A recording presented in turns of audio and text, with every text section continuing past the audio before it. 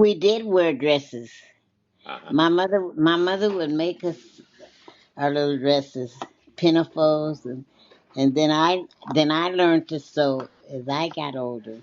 I sewed for years. I would make things for people and give it to them. And I remember I don't know if you remember the year that came out. They used to take uh,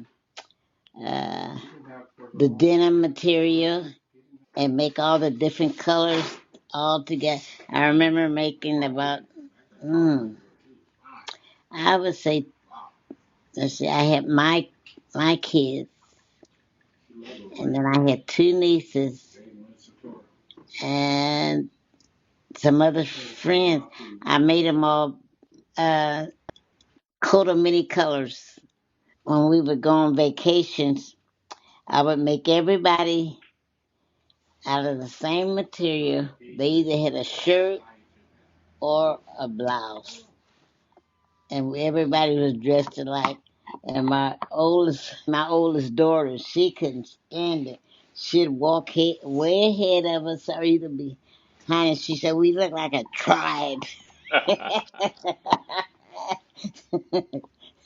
She said, "I don't want to be with you guys." We all look like a tribe walking down the street. Because I took sewing in high school. When I went to Jordan High, I took sewing. That was one of the things, and I fell in love with it. And I did it for years. I sewed up until my hands wouldn't let me do it no more. My grandmother had a sewing machine. And she started learning how to use the sewing machine, and then she started what it was.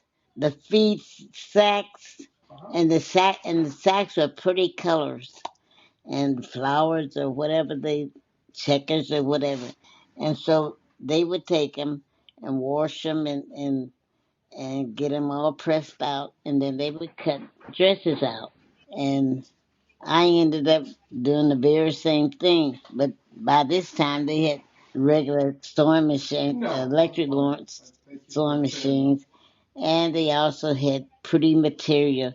So that's how I started sewing like that as I grew up. All my friends, we used to get together and make quilts and